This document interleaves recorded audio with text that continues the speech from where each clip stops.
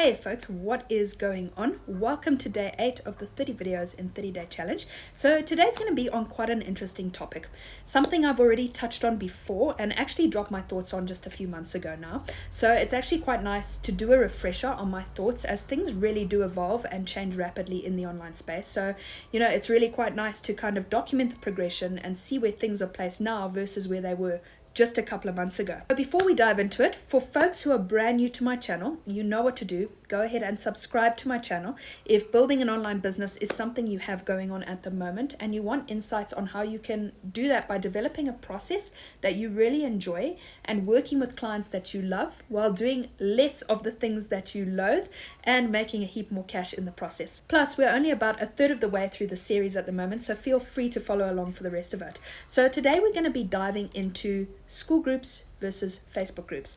One of my clients is actually about to go into a full launch on a video production and editing workshop. His content is absolutely badass and he's really diving into a lot of topics that everyday people face when starting the content creation process. So for anyone who's actually on the struggle bus, when it comes to the video production process, give my friend Alan Curtis a follow.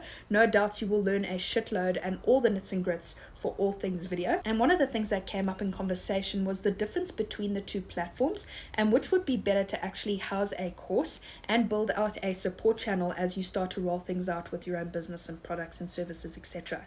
Now, firstly, the number one thing I would recommend you do if you've not done this already and you're building an online business of your own is to start a community of your own. After being down a long, challenging and winding road for 2 years straight on my own journey, the one thing that changed things rapidly for me when I locked into group juice strategies in 2022, which coincidentally are all about group growth and monetization, was to start putting a lot of energy and focus into my own group. It really is a key step in your sales process if you want to build relationships at scale and make high ticket conversions. Right, there are a heap of different options available online at the moment as well, depending on what you actually want to do and what you want your overall process to be like. So there's Skool groups, there's Discord, there's WhatsApp communities, there's LinkedIn communities now, like we've discussed, there's Facebook groups as well. You've just got to pick one and really start to grow and move with it. Now back to our main topic before I squirrel off completely.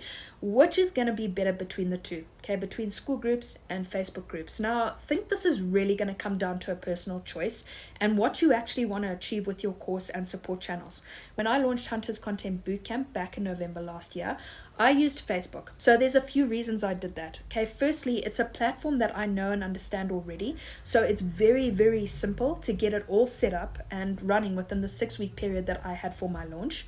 Okay, it's absolutely free to manage. There is no monthly subscription fees with that. Now, I don't actually go live in my group at all. With my connectivity issues, which I've spoken about quite a few times throughout the series, it's just not likely that I'll do so anytime in the near future. So if going live is going to be part of the support that you offer folks, definitely something to consider when it comes to building this out as a support channel, because with the shakeup that's currently going on in Facebook, it's really quite challenging to run lives there.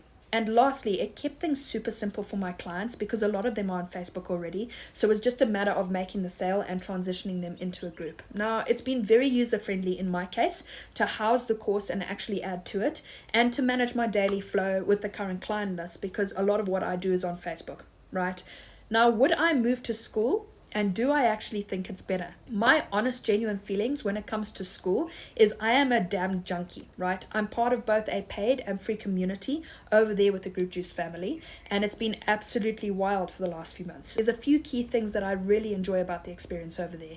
Okay, it's highly engaged, which really gives a community feel because there's a lot of high activity going on there with all of the members, which is very different to a Facebook group because for anyone that's got one, the engagement isn't as high, the reach is not getting there with your content that you put out, and you can be in there every single day, and there's not really an incentive for members to actually talk and engage and do that, okay? It becomes this way in Skool because Skool is gamified, which for someone like me who's actually motivated to do things and get rewarded for it, it's really appealing to my nature. So it actually works on a point system. So the more engaged you are as a member, the more you can start to unlock trainings, resources, different things like that. So it actually gets the community moving as a whole and really creates this family and tribe-like feel. Another key thing that I actually enjoy is you're not restricted on there the same way that you are on Facebook. I am continually in sin bin over on Facebook, whether it's in Messenger, whether I can't actually comment, whether I've sworn too much that day. You're really restricted to what you can actually do there, whereas those restrictions don't actually exist on Skool. And it's really just a simple platform to operate. I haven't really found any challenges in its functionality and, being able to go from one step to the other without getting confused. So really simple for anyone who's joining the platform for the first time. The only downside that I see to Skool at the moment is you can't currently send voice notes.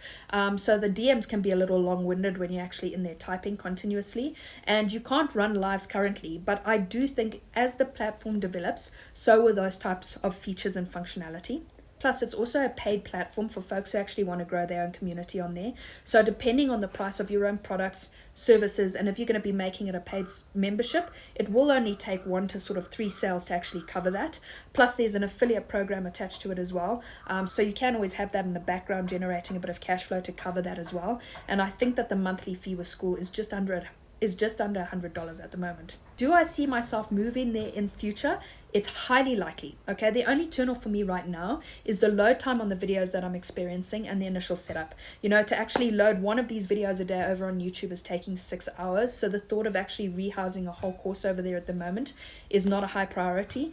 But it will be in future. I definitely think with the way things are going and the shakeup that's happening on social media as a whole, I see the long-term journey being much more beneficial for me over in Skool than it is in Facebook at the moment.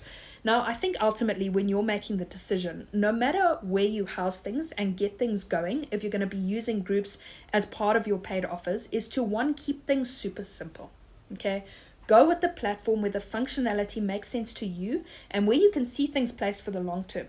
Okay?